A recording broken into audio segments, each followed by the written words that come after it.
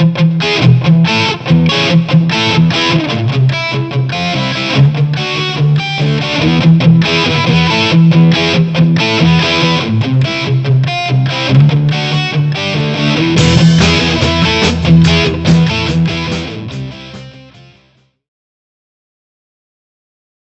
to Full Momentum, an HEC Raz vodcast. I'm your host, Ben Carey, and here joining me on a special bonus episode.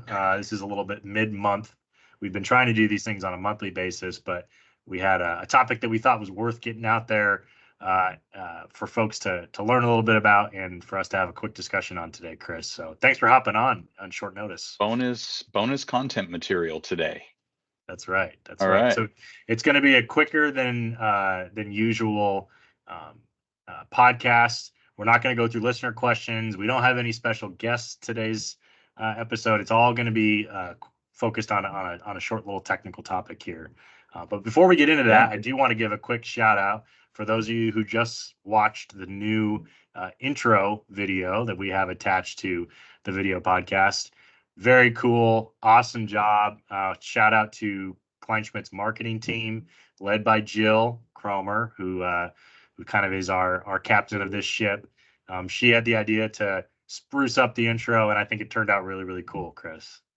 Yeah, Jill's the wizard behind the scenes here, and she takes care of us and makes sure everything runs smoothly here. And she and her team did an awesome job on that intro. I'll have to say the music is the same, which we're debating a little early on. Should we mix up the intro music? It's the same music, which, by the way, if you haven't heard our discussion on this on earlier podcasts, that is Gary Bruner, the father of Hec Raz, playing the guitar on that song, and me playing drums too. And so, so there is a tie-in, and so we couldn't really abandon that. We had to keep it. Plus, I like that song too. It's really cool. It's an original song written by Gary, and he gets all the credit for that. And I just kind of went along for the ride, playing the drums with him there. But the video change up is really cool. It's awesome stuff that our marketing team did. So thank you, Jill and Taylor and GR, for that. That's really cool. Yeah, absolutely. Let us know what you think about the new video intro and whether you want to hear us change up the music. I think most people are probably pretty still into the music, but let us know if you want to hear a different tune to that video. Yeah, and I would like to know from everyone too, if Gary and I allowed Ben to join the band, what instrument would he be playing? That would be, yeah. I could see you on maybe the tambourine a little bit. Yeah, I could do that. I could. I think I got about as much skill as required for maybe those little just shakers. Shakers. I think I could keep a rhythm on that, but that would be probably as far as I could go. If I have a few adult beverages, I might sing. I could sing. Yeah. See, we could add some vocals to that intro. There you go. And that'll be your contribution. All right, we'll have to think about how we'll do that. Very cool. Well, let's jump into today's technical topic. Before we do, I just want to give a quick thanks to our sponsor for today's episode, and that's our firm, Kleinschmidt Associates, who is known throughout the industry as a firm that provides practical solutions to complex problems affecting energy, water, and the environment. You can learn more at kleinschmidtgroup.com. You may also notice that in the upcoming weeks, I think there's a plan to rehash the kleinschmidtgroup.com website. So be on the lookout for a new, fresh interface there as you're going to check out different content that we have posted on our website.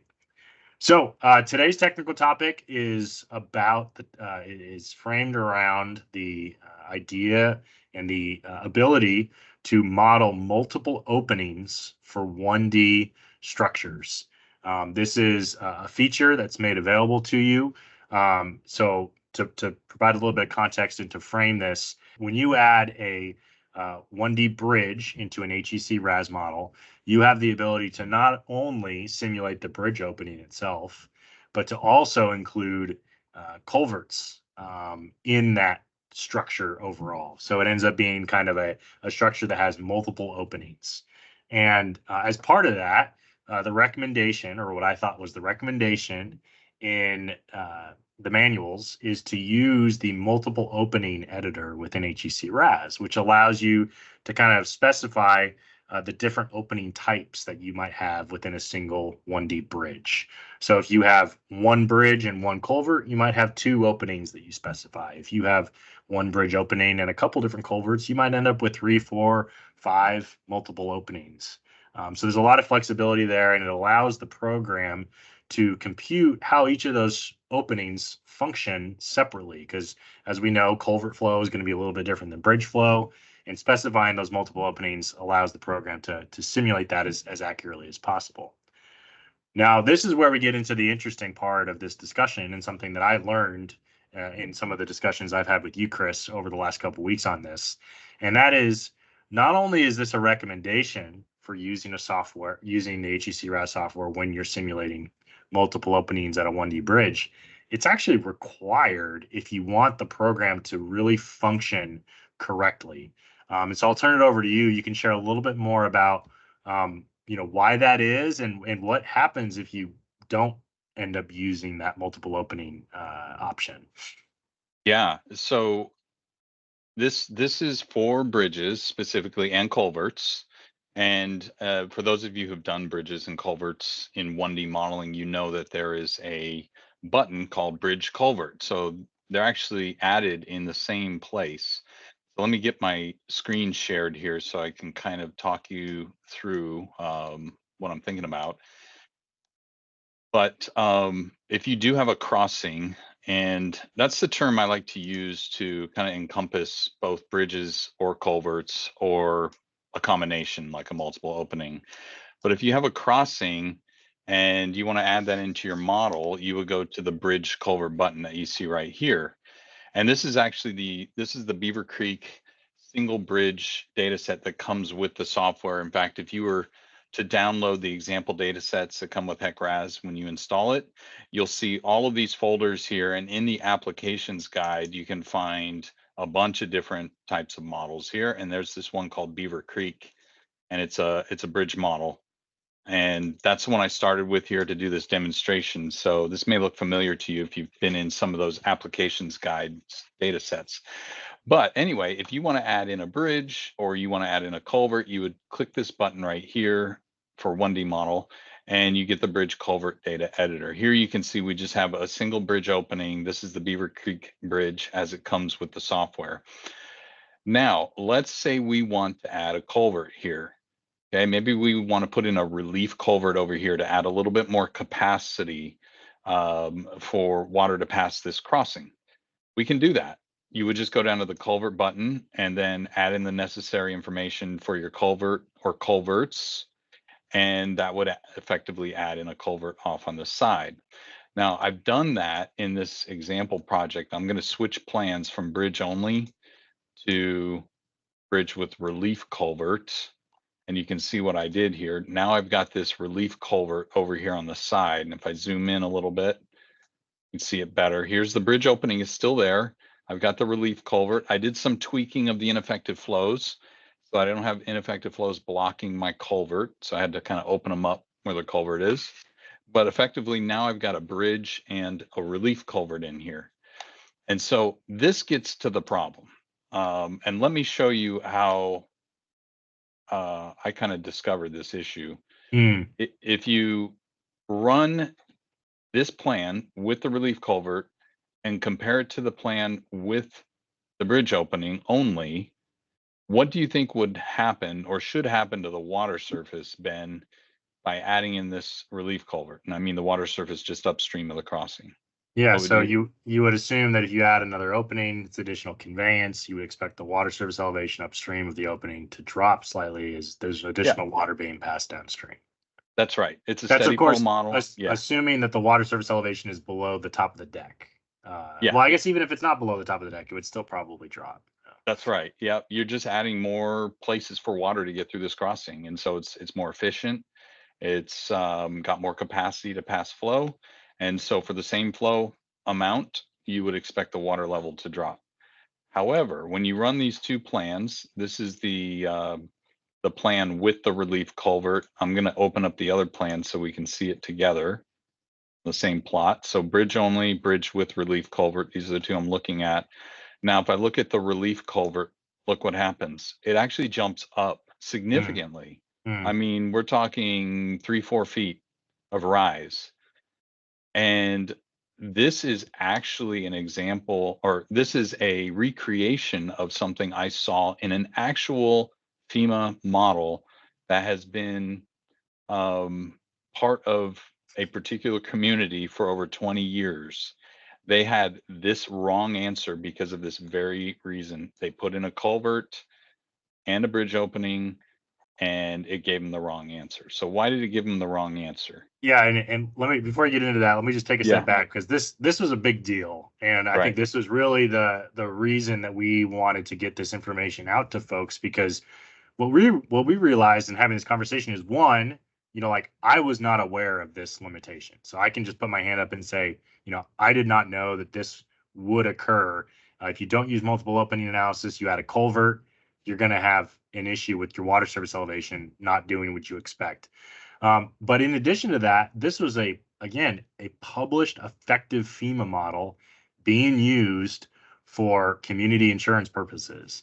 Yeah. And so with the realization that that sort of issue was out there as an effective FEMA model, went through review in theory and wasn't caught, we thought it'd be really helpful to share the why behind this so that people can avoid this situation and, not put themselves in a position where they're putting out results from a model that's not performing correctly. Yeah, super important. We don't want people to make this mistake. Now you can add multiple culverts. It's fine. I'm not saying you can't do that. You can have multiple bridge openings. You can have a combination of as many of those openings as you'd like in a crossing.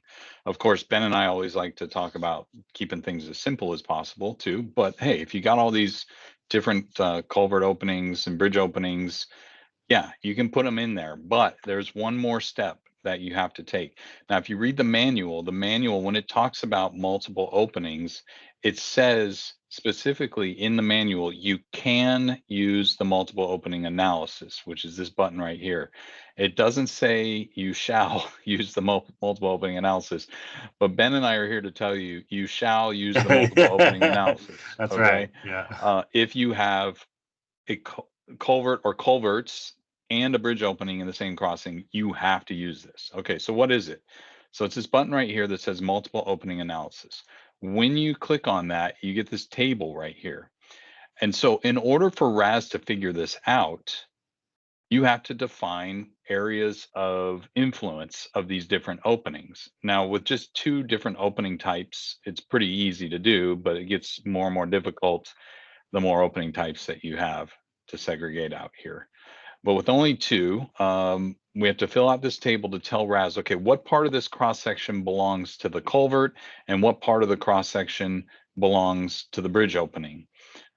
That's what RAS needs to know to be able to determine the flow distribution, how much flow is going through here versus how much flow is going through the bridge opening. Okay, so instead of typing that out, I'm going to open up the third plan that I have in here, which is multiple opening. Actually, before I do that, I want to show you one more thing. This is another bit of evidence that you can see that the without using the multiple opening, it's not working correctly. If I go to the detailed table, this is my plan that has both the bridge and the culvert in it. And you look at this closely. Now I know that I only have 10,000 CFS flowing through here because I set that up in the flow file. If you look at the flow through the culverts, 491.37. And then over here, we have a weir flow of 9508.63. Trust me, you don't have to get your calculator out, but those sum up to exactly 10,000 CFS.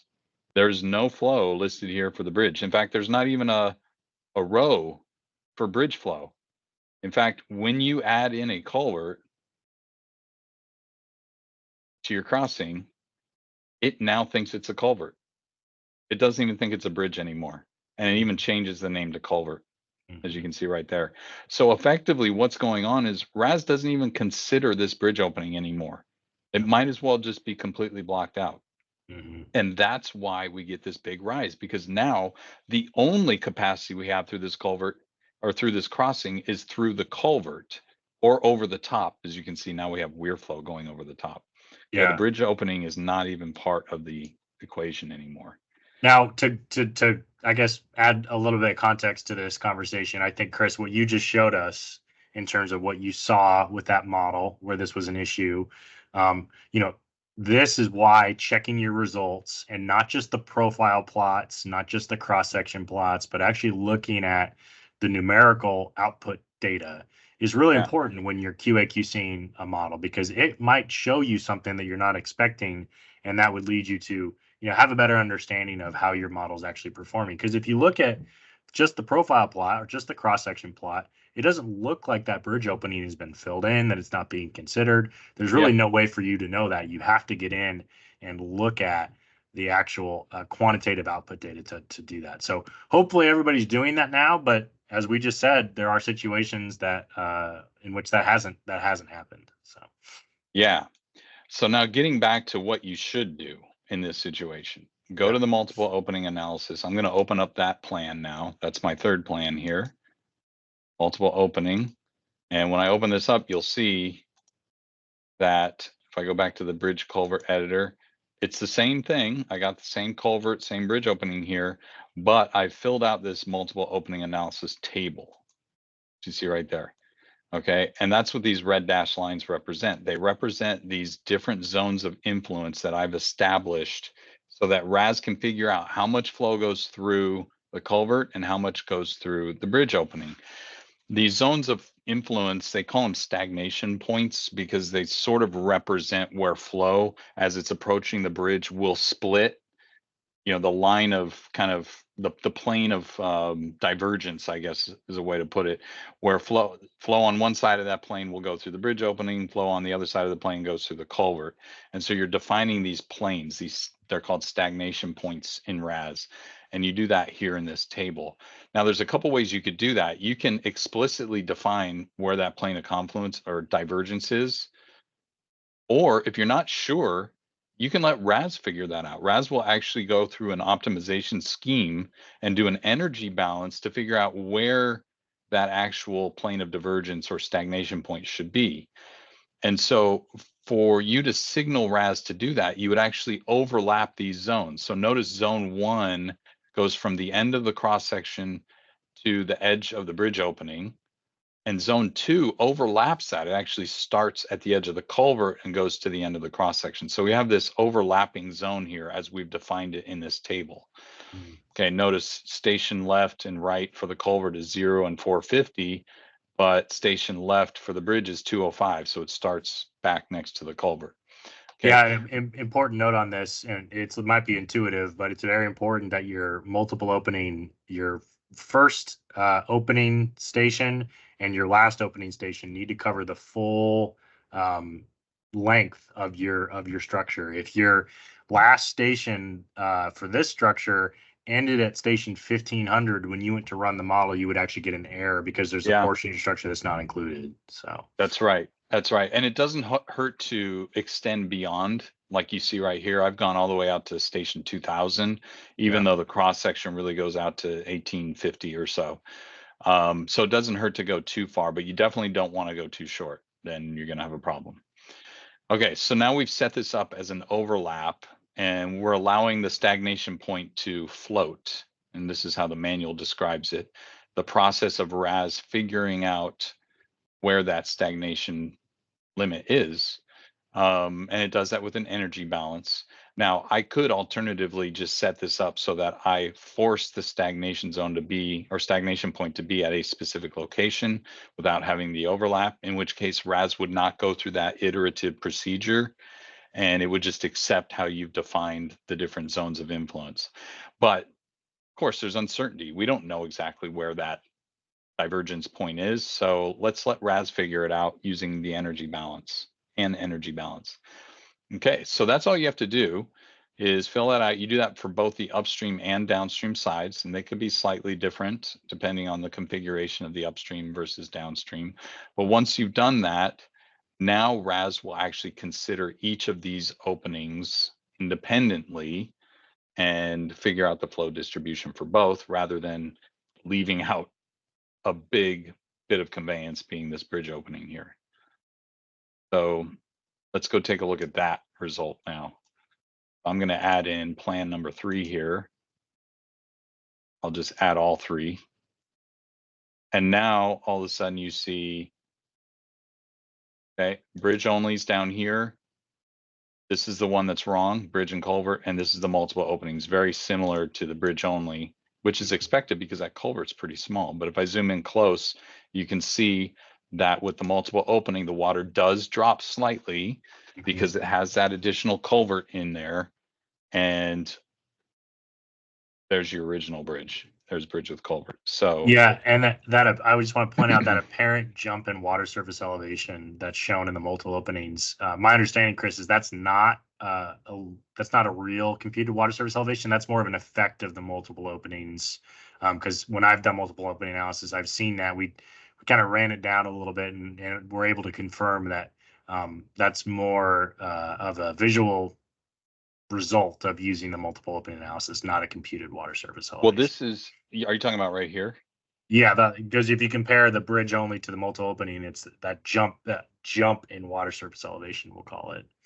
Yeah, no, this is actually real, and it's not that big of a jump. I mean, this scale is very distorted. It's about a half a foot jump up, but this is actually happening because now we have flow going through the culvert.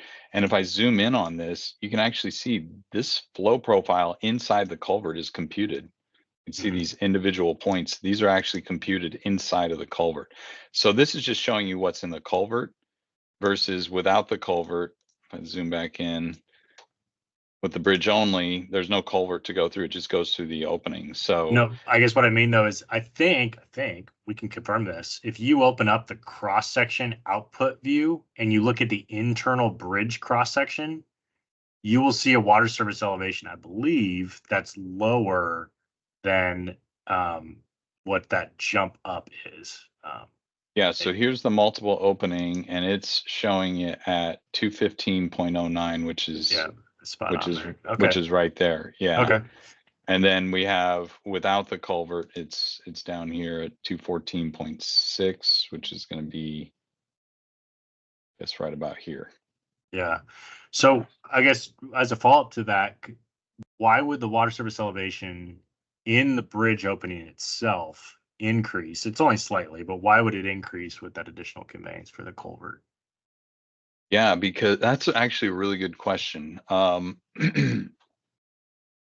So you're talking about inside the bridge, why does it go up? Yeah, because we have more capacity, right, of flow, same amount of Q, so your area goes up, right? So velocity is going to go down, right? And when your velocity goes down, your velocity head goes down. So that's going to force the water level up to hit the same energy level. Gotcha. Yeah. Okay. Yeah. Yeah. And so if we were, it might actually explain this a little bit if we turn on the energy grade through here. Here you can see the energy, right, is, well, it's not the same because obviously you got the culvert in there. Okay, so there's our bridge, there's our multiple opening. The energy goes down a little bit, but yeah, the velocity is going to slow down because you have more flow area through the bridge, and that's going to push up the push up the water level slightly. Okay, great, thanks for that explanation. Yeah, it's kind of a tricky thing. Like I see this a lot in FEMA models too, where let's say there's a interest in designing a new bridge, and you want to make the bridge bigger, right, wider, so it's got more capacity to push flow through it. That's a common thing, right? And when you run the model, you'll actually find that inside of the bridge, where you've got the bigger bridge opening, the water level actually goes up inside of the bridge. Now, when you go upstream of the bridge, it'll go down below the existing conditions, right? But inside the bridge, because that area opens up, water slows down, the water level will actually rise there. And so it gets a little bit tricky when you have a no rise analysis or no rise condition you have to adhere to. Yet here we are inside of this bridge that's bigger and wider, should reduce flood risk, and it will.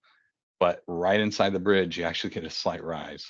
Doesn't that only occur if you are in, or if you're near critical flow? Doesn't that have something to do with Well, it's different. So when you're in subcritical flow, the water level will go up if you yes, widen the opening, right? yes, Inside of the bridge. Upstream, it will go down, right? But if you're in supercritical flow, it's the opposite.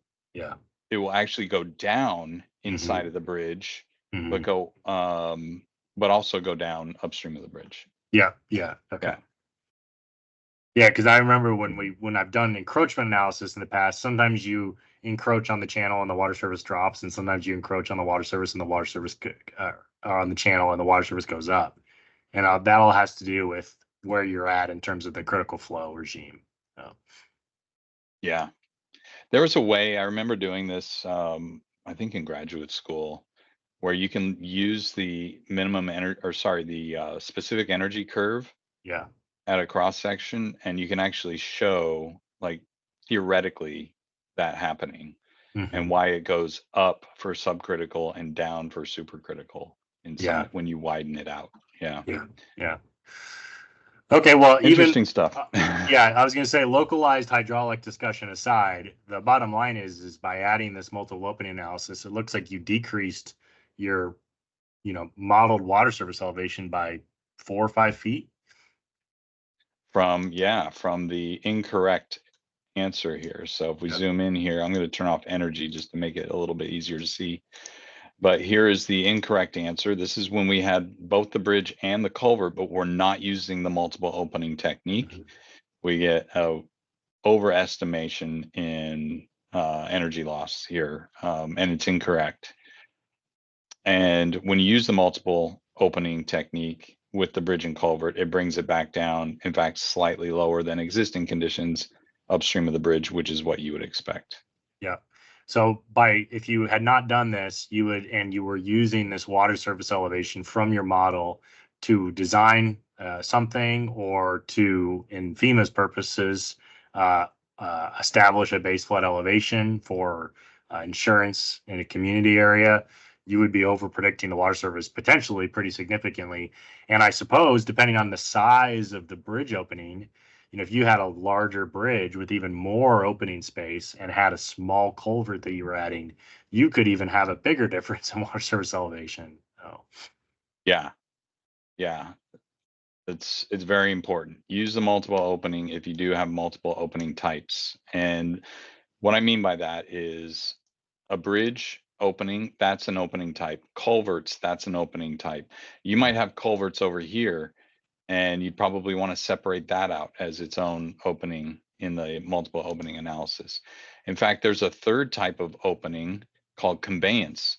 Let's say that over here, the roadway approach goes back down to grade. And so I don't have this elevated roadway approach, and I've got water up here and it's flowing over natural ground. mm-hmm. You can set that up as conveyance over there. And so that way RAS will actually use the conservation of energy for steady flow, or conservation of mass and momentum for unsteady flow. It will use that over here instead of using the bridge equations and the Weir equation. The Weir equations for over the Yeah, top. specifically, Of the bridge. it would use the Weir equation over here if you didn't split that out as conveyance. In this case, though, because it's elevated, it's probably acting more like a Weir, so I kept it that way. But yeah, you could conceivably add in another thing called conveyance and separate this out over here as conveyance instead if you wanted to. Yeah, I suppose if your road was really close, if the top of your bridge was relatively close to existing grade upstream and downstream of your bridge, and or if your bridge was very, very wide, you actually might be better to kind of split out even just a standard bridge to multiple openings, where you have your bridge opening and then you have your conveyance on the left and right of that floodplain. Yeah. It probably wouldn't make a huge difference in terms of overall results, but it might be a little bit more accurate just in terms of what equations RAS is using to compute energy loss. So. Yeah, and this is very analogous. We've talked about this before on this podcast. The SA2D connection use normal 2D equation domain or use the Weir Yeah. equation. Yeah. This is the same thing, only for Mhm. 1D instead of for 2D, where you can basically say, hey, I want to treat this as normal, in this case, 1D equations instead of the Weir equation. And so when you have a lot of submergence on here, it's going to be harder to use the Weir equation. And so you might actually get instabilities, and you may not even get this optimization to converge. And that happens sometimes with multiple openings, by the way. When you tell RAS to figure out where these stagnation points, it has to go through this iterative optimization scheme to figure it out, balancing the energy. And sometimes it's not able to do it within, I think it's 30 iterations, and you'll get an error message. Yeah. And so then maybe you kind of tighten these up a little bit and see if that helps. Yeah. A couple other warnings, just having used multiple openings in the past, just be prepared that, especially if you're using multiple openings for a number of bridges, the pre-processing time on multiple openings is exponentially more than a standard bridge. Yeah. So just be prepared that the pre-processing time for running a model like this is going to take a very, very, very long time compared to what you're used to with a quick 1D model. So just keep that in mind. Another, workaround that I was just thinking of, Chris, and this obviously wouldn't be probably appropriate in most situations, but if you didn't want to deal with multiple openings, I guess you could just model that bridge opening as another culvert, right? You could just treat it like a large box culvert, for instance. Or vice versa, you can make this another bridge opening. Yep. Good point. Yeah, instead of a culvert. But then it's going to use the bridge equations over here, not the culvert equations. And so, you're right, though. That would be a kind of a workaround. Another workaround is you could actually split this into two parallel reaches coming down here. Put a junction up here and a junction down here, split it, two parallel reaches, one reach for the bridge opening and one reach for the culvert on the side. But that gets really messy, takes a lot of work and effort. Yeah. And then you have to deal with junctions, which I hate dealing with junctions. And then the last workaround, correct me if I'm wrong, is you could just convert this to 2D area and just simulate this bridge or this multiple opening with an SA2D area connection, and then that would take care of it for you, right? I'm glad you brought that up, because I like where you're going, because anytime you have flow that's kind of moving laterally and doing weird stuff, 2D would do a really good job with that, much better than 1D. However, keep in mind the SA2D connection, which is how you do bridges and culverts in 2D, can only have one opening type in it. Okay. You can either do a bridge or you can do a culvert. You can't set up an SA2D connection like this, at least not yet. But so if I go in here, it would be a lot easier to set up two adjacent SA2D area connections, one for the culvert, one for the bridge, than it would be to split the 1D reach up and add lateral structures and all that jazz. So yeah, and I kind of take it back. You can't have culverts in a bridge opening. You can mix culverts and gates though in here. But if you wanted to do a bridge, you're limited to just bridge. Notice there's no culvert button in here. Yeah. Right. But yeah, that would be the way you would do it, is you would split the structure up and you would have a bridge structure that starts somewhere over here, probably where that stagnation point is, and goes to that side. And then you'd have a separate SA2D connection that's bumped right up next to it. And that's the one that you would use for the culvert. Yeah. Perfect. Yeah. So I want to show you one other thing too. Yeah, go ahead. So when you look at your table of results, the detailed table here, and you do a multiple opening, now you actually have a type called multiple opening, but I need to open that plan, I guess. I am in that plan. Why is it not showing me that? Maybe I need to run it. Let's run it real quick again. It's a nice thing about 1D, right? You can do pretty fast. Yeah. There we go. So now I can see multiple openings here. And in the multiple openings detailed output table, it actually breaks it up into the different openings. So I can see here, I've got culvert, and I've got 126 CFS through that. I've also got my bridge, which is opening number 2, and I've got 9873. Add those together, you get 10,000, and that accounts for all of the flow going through this bridge or this crossing. Good. Yeah. Sweet. So to recap, because there was a lot of information there, but the big picture takeaway here is if you read the manuals, it appears as though using multiple opening analysis for having a culvert and a bridge in a 1D bridge is optional. It's something you can do, but based on what you found and based on what some of the issues that we saw with an existing effective FEMA model, it's not optional. You really have to use multiple opening analysis if you're going to be doing a combined 1D bridge with a culvert opening. There are some workarounds, including converting that particular area to 2D and modifying how you're representing those structures. But if you're going to want to model a bridge culvert combination like we've shown in the example today, you have to use multiple opening analysis, or you won't end up getting the correct answer for the water surface elevation in and around your bridge. Yeah, might be very wrong, Yeah. like we saw here. Yeah, so use that multiple opening for 1D. And I guess another thing I'll mention here is 1D's not dead yet. Everyone likes to do 2D modeling, but there is definitely a place for 1D modeling still. And if you get into it, you got a crossing with multiple opening types, use the multiple opening analysis. Yeah. Absolutely. And we'd love to hear from you if this was something that is new to you that you're going to start to implement into your HEC RAS modeling practices. Let us know in the comments below. If this is something that you've known and you're shocked that somebody like me didn't know this, give me a hard time. Give me a hard time about it in the comments. Let me know that I should have read the manuals a little bit better.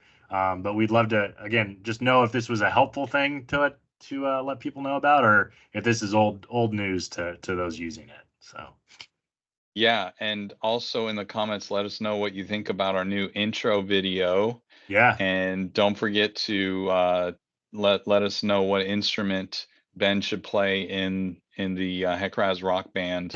And actually, while you're at it, what should be his rock and roll nickname? Because Gary's was Van Bruner because he had the stylings of Eddie Van Halen. And mine was Styx for obvious reasons. So I'd like to know what Ben's rock and roll nickname would be. Awesome. And his instrument. Last piece of parting information before we leave for today. Just a quick reminder on our upcoming HEC RAS webinar series. Chris is actually going to be in Norway beginning of the month, teaching HEC RAS to the folks, our friends over in Norway. But in the US, we have a couple opportunities for you to sign up and take an HEC RAS 1D, 2D course with us. You can find this information on kleinschmidtgroup.com under our Knowledge Hub and the Professional Development Courses tab. If you click on that, it'll bring you to this page, and you can see there's a couple different options.